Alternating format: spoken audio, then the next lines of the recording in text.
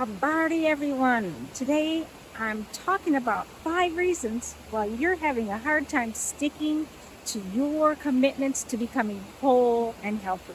I think most of us find that there are psychological reasons. These are the inner thoughts, the limiting beliefs that keep you from being able to stick to your goals, to eat right, to exercise, to stop scrolling, whatever the things are. Why is it that it's so hard to do? I'm here outside in my gorgeous Tanzanian garden.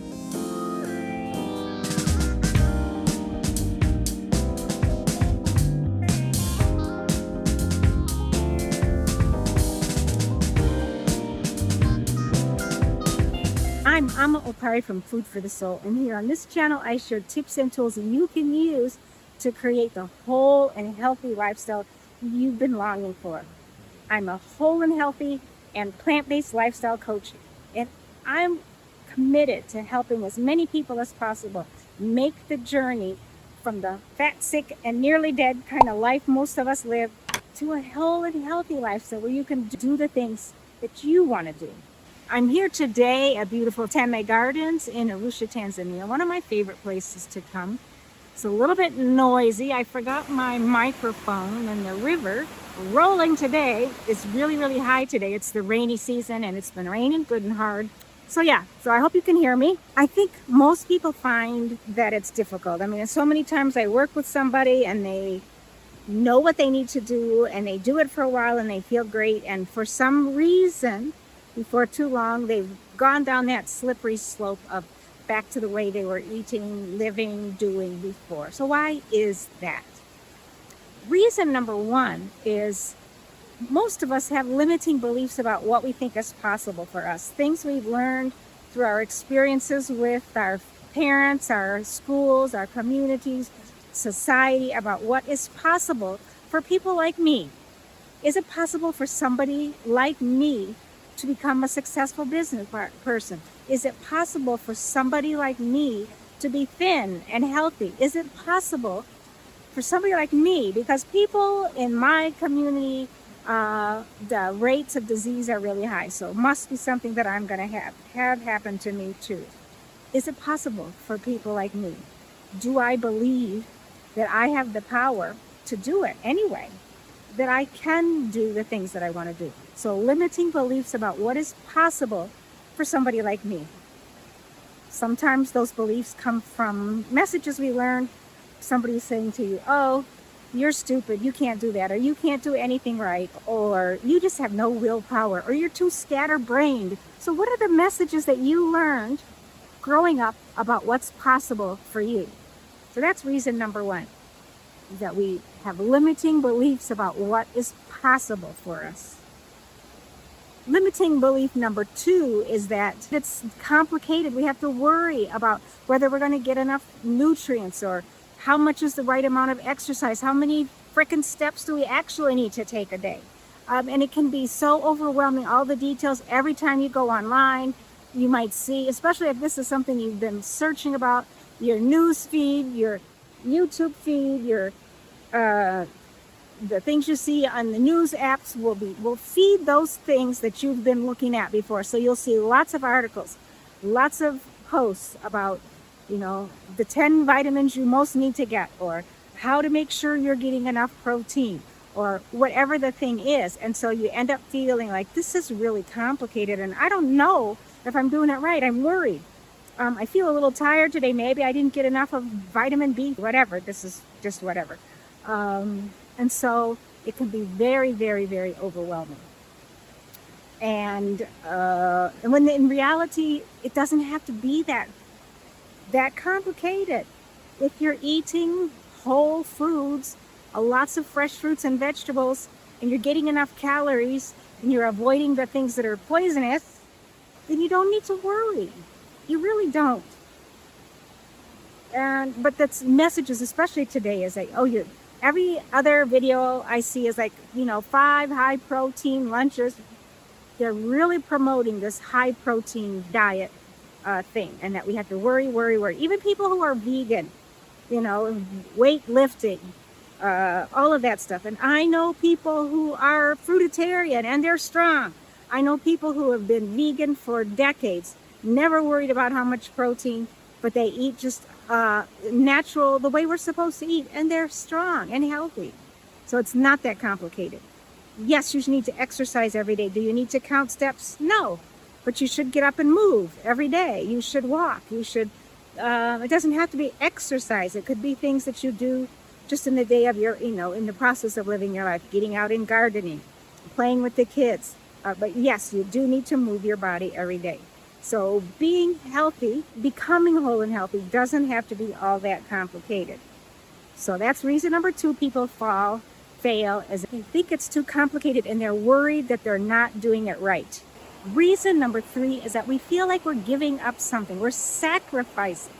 I'm not going to eat those ribs anymore, or I'm not going to be able to go out with my friends anymore, or I'm going to miss out on something. This is a sacrifice. But is it really?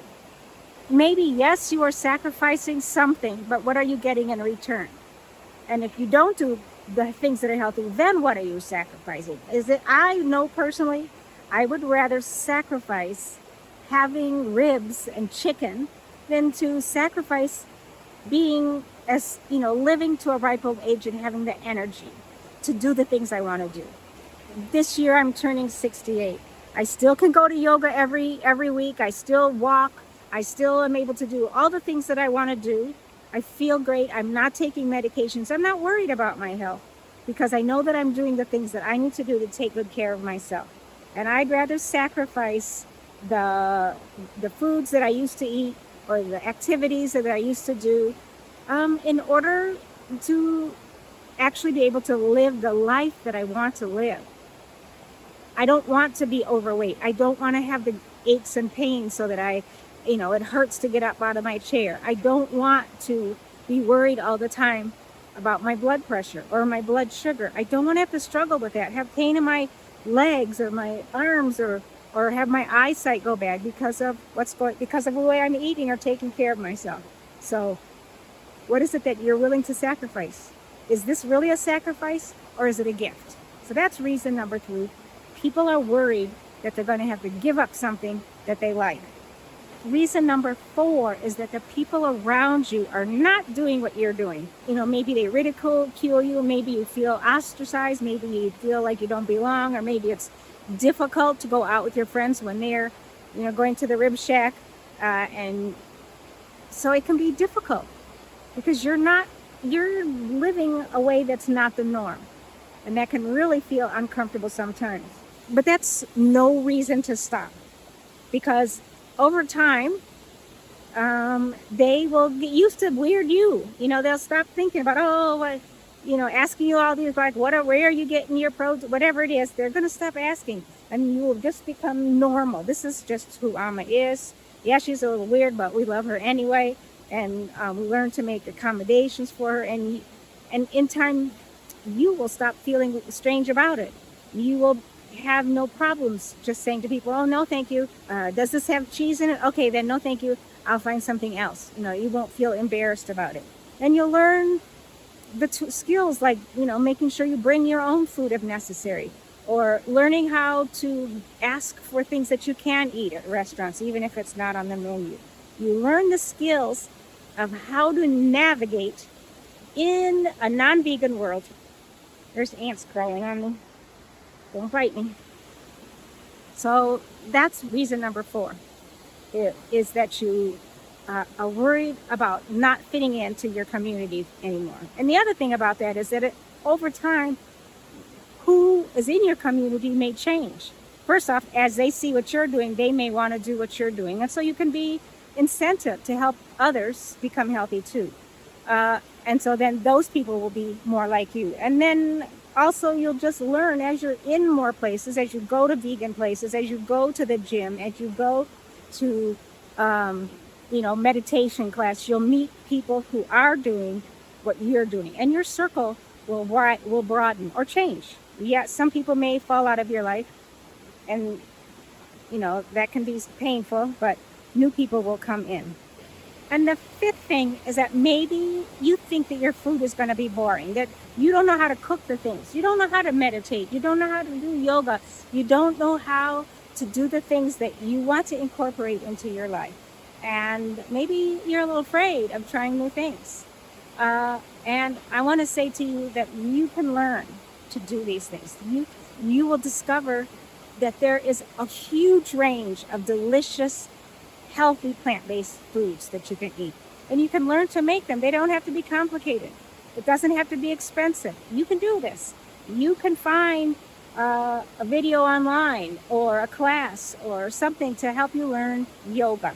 You can do little by little. Maybe you're not that good at it, but little by little, you'll get more flexible. You'll get more confidence. And you can become a yogi. You can become a meditator. You can become a journaler. You can become self-reflecting. The skills that you will develop over time as you go step by step, moja qua moja, little by little. Just take it day by day. Don't worry about how you're going to get all the way to the top of the mountain. Just go little by little. And every step you take will help you feel better, will help you feel stronger, will help you feel more confident. And eventually you'll get to that place that you're trying to get to. And then you may want to get someplace else. It's a journey. It's a journey. We're going to go on this journey to whole and healthiness. We're going to go on this journey together, little by little, one step at a time, little by little. We're going to cross this bridge. We're going to push through our fears. We're going to ask for guidance where we need it. We're going to learn and travel, and we're just going to keep on going until we get there. If you've given up 100 times, it's time to start again. Try for the 101st time. You can do this. I have faith in you. And if you need some help, come over to my website, take the quiz, and figure out what's the thing that will most help you move forward. And if you need some help, some guidance, don't hesitate to reach out, and let's talk about how working together can help you get to where you're trying to go. I'm Mama Opare, here for Food for the Soul. Until next time, Kwaheri, goodbye.